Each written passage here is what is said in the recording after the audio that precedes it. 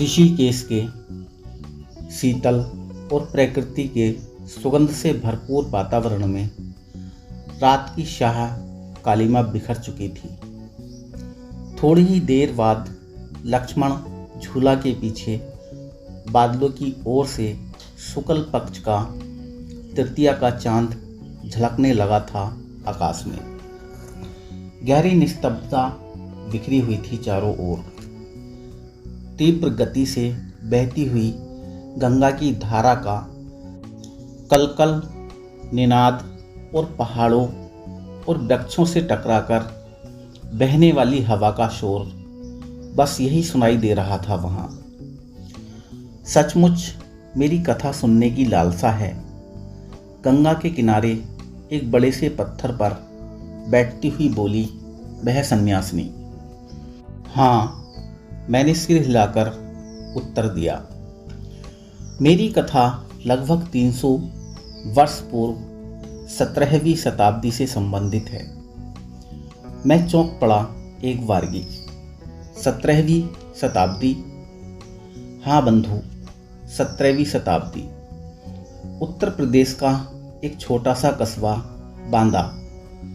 वहाँ एक नदी है जिसका नाम है केन, और उसी नदी के तट पर स्थित था एक किला जिसका नाम था भूरागढ़ का किला। आज तो वह किला अपनी आन बान गंवाकर खंडहर में बदल चुका है, लेकिन उस समय उसका कोई जवाब ही नहीं था। दिन में वह किला सोने की तरह दमकता और रात की चांदनी में चमकता चांदी की तरह। स्याह रात में जब किले की परछाई केन के पानी में झिलमिलाती तो अजीब सा लगता देखने वालों को, और रोमांचित हो उठते थे। वास्तव में भूरागढ़ का किला अजयगढ़ बुंदेलखंड के राजा गुमान सिंह का था, लेकिन उन्होंने अपने मित्रों लीपू दमन सिंह को दे दिया था। उस समय लीपू दमन सिंह भूरागढ़ किला के किलेदार थे। बड़ा ही आकर्षक और प्रभावशाली व्यक्तित्व था लीपू दमन सिंह का। संसार की जितनी अच्छाइयाँ हैं सभी उनमें थीं। वे धार्मिक, भगवान शंकर के परम भक्त और ब्राह्मणों के सेवक थे। उस दिन किले के तोपखाने में शहनाई बज रही थी। पूरे किले को दुल्हन की तरह सजाया गया था। किले के विशाल द्वार पर सजे पंडाल में लीपू दमन सिंह ब्राह्मणों को दान दक्षिणा देकर प्राप्त कर रहे थे उनका आशीर्वाद। उनको कन्या रत्न की प्राप्ति हुई थी। महारानी की गोद विवाह के लगभग 20 वर्ष बाद भरी थी। संतान प्राप्ति के लिए उन्होंने क्या क्या नहीं किया था। कौन सा व्रत, कौन से देवी देवताओं की पूजा उपासना और कौन सा तीर्थ छूटा था उनसे। सुंदर सी कन्या पाकर भाव विभोर थी वह उस समय। उनकी प्रसन्नता की कोई सीमा नहीं थी। बधाई देने वालों का तांता लगा हुआ था। उसी समय भूरागढ़ का प्रसिद्ध नट बहादुर ढोल पर बधाई का गीत गाता हुआ किले के फाटक पर आया। बहादुर नट उस जमाने का बहुत बड़ा नट था और अपने नट विद्या में पारंगत था। इसी कारण दूर दूर तक उसकी ख्याति फैली हुई थी। मोटे रस्से को हवा में उछालकर उसे बांस की तरह खड़ा कर और उस पर आराम से चढ़ जाना और चढ़कर कूद जाना, कूदते ही खून फेंककर मुंह से मर जाना और मरने के कुछ देर बाद हंसते हुए उठ जाना, सैकड़ों लोगों की भीड़ देखते ही देखते गायब हो जाना और उसी क्षण दूसरी जगह से प्रकट हो जाना। इन सब के अलावा मनचाहे फलों और फूलों के मैदान और बाग बगीचा की सृष्टि कर देना उसके लिए साधारण बात थी। एक बार भूरागढ़ में सूखा पड़ गया। चारों ओर त्राही त्राही मची थी। सूर्य के प्रचंड ताप से पशु पक्षी और आदमी मरने लगे थे। ऐसी भीषण और विकट स्थिति में बहादुर नट ने जो अलौकिक चमत्कार दिखाया उससे लोग सन्न रह गए एक बारगी। महाराज रिपुदमन सिंह उस आश्चर्यजनक और अविश्वसनीय चमत्कार को देखकर हतप्रभ हो गए और भावावेश में अपने गले से उतार कीमती रत्नों का हार बहादुर नट को पहना दिया उन्होंने। वह चमत्कार क्या था? बहादुर नट किले के सामने दोनों हाथ जोड़कर स्थिर भाव से कुछ देर तक आकाश की ओर देखता रहा और मन ही मन न जाने क्या बुदबुदाता रहा। फिर देखते ही देखते आकाश में चारों ओर से काले भूरे बादल घिरने लगे और कुछ ही देर बाद हाहा करती हुई पछुआ हवा के लय पर होने लगी बरसात। लगातार 4 दिन 4 रात हुई बरसात। सचमुच नट विद्या का सिद्ध हस्त साधक था बहादुर नट, इसमें कोई संदेह नहीं था। महाराज रिपुदमन सिंह बड़ा सम्मान करते थे बहादुर नट का।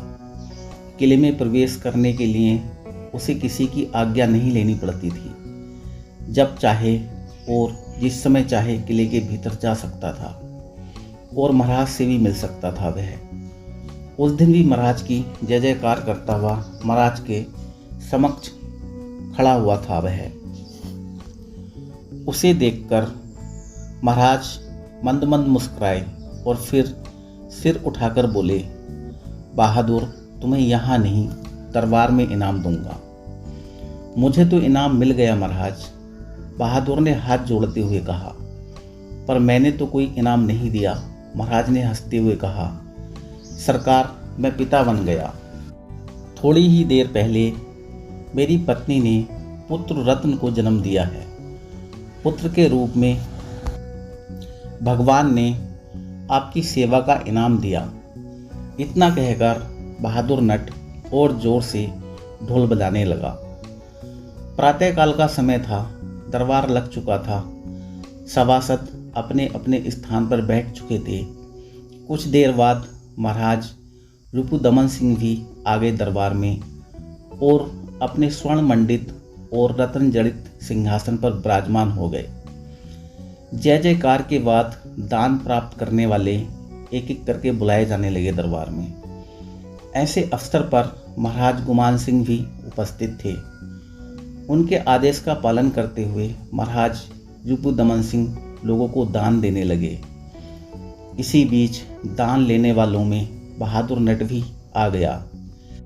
जैसे ही महाराज रिपुदमन सिंह ने जेवर की डलियां बहादुर नट की झोली में डाली, वह बोल उठा, महाराज, मुझे आपकी बेटी का उतारन चाहिए ताकि आपके दास बेटे की गर्दन भरी जा सके।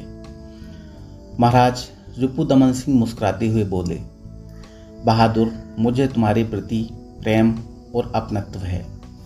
तुम नट विद्या के सिद्ध हस्त कलाकार हो। तुम्हारा और मेरा विवाह एक ही दिन और एक ही मुहूर्त में हुआ है और प्रारब्ध देखो कि आज 20 वर्ष बाद हम दोनों साथ साथ पिता भी बने हैं। इतना कहकर महाराज रिपुदमन सिंह अपने स्थान से उठे और अपनी पत्नी के शयन कक्ष में गए और माँ की गोद में सो रही बेटी की गर्दन में पड़ी रत्न जड़ित माला उतारने के लिए अपनी पत्नी रत्नमाला से कहा। उन्होंने माला लेकर महाराज दरबार में आए और उसे दे दिया। बहादुर नट प्रसन्नता से झूम उठा एक बार की। नट विद्या का वह रहस्यमय साधक घर पहुंचकर उस बहुमूल्य माला को अपने बेटे के गले में पहना दिया। उस दिन दशहरे का पर्व था। सायंकाल परंपरा के अनुसार शस्त्र पूजन का कार्यक्रम था। हथियारों की सफाई का काम सुबह से ही चल रहा था। महाराज की उपस्थिति में उसी समय राज पंडित आचार्य शिवदत्त आ गए। महाराज अपने आसन से उठकर उन्हें सम्मान सहित बैठाया। वार्तालाप के प्रसंग में आचार्य शिवदत्त बोले, आज शुभ पर्व है। कन्या का नामकरण संस्कार आज ही होना चाहिए। इतना सुनकर महाराज खुशी से गदगद हो उठे। उन्होंने तुरंत अपने मंत्री दौदा को आदेश दिया कि नामकरण संस्कार की तैयारी कराएं। किले में खबर कर दी गई, शस्त्र पूजन के बाद किलेदार की पुत्री का नामकरण संस्कार संपन्न होगा। बड़ी धूमधाम के साथ शस्त्र पूजन के पश्चात पुत्री का नामकरण संस्कार संपन्न हुआ।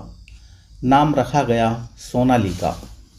उसी अवसर पर बहादुर नट अपने नवजात पुत्र को गोद में लिए हुए वहां आ गया और अपने पुत्र को महाराज के चरणों पर रख दिया उसने, और फिर बोला, महाराज, मैं अपने पुत्र का नाम आपसे लेने आया हूँ।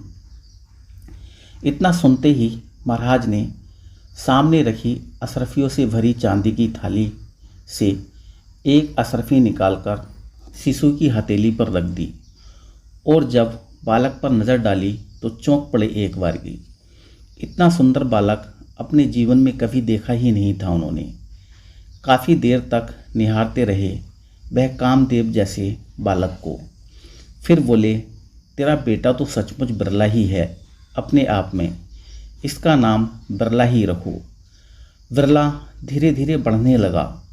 पिता ने उसे नट विद्या से संबंधित सभी तांत्रिक क्रियाएं सिखाना प्रारंभ कर दिया। जो तांत्रिक विद्याएं बहादुर नहीं जानता था, उसे प्राप्त करने के लिए उसने बिरला को पन्ना, रीवा, झांसी और महोबा के सिद्ध तंत्र साधकों के पास भेज दिया। मित्रों, यह एक सन्यासिनी की आत्मकथा है। काफ़ी लंबी कथा है, तो इसका अगला भाग लेकर मैं जल्दी ही आपके समक्ष उपस्थित होऊंगा। तब तक के लिए मैं आपसे विदा चाहता हूँ। आपका दिन मंगलमय हो।